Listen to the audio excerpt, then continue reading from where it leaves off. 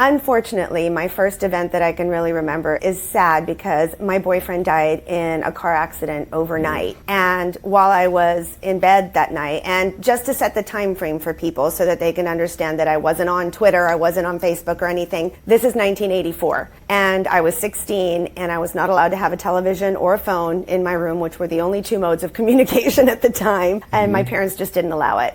So in the middle of the night, he showed up.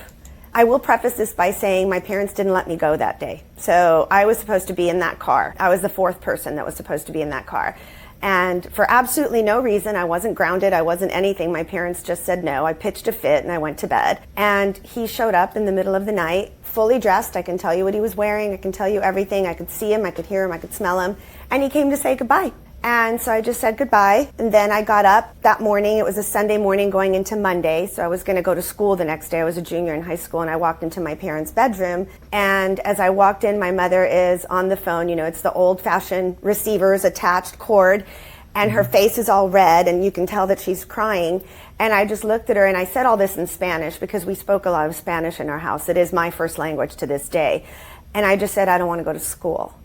And she just looked at me and, you know, she said, ¿Por qué? Which just means why. And I just said, because so-and-so died, you know, last night and I'm sad. I don't want to go to school. And she just looked at me.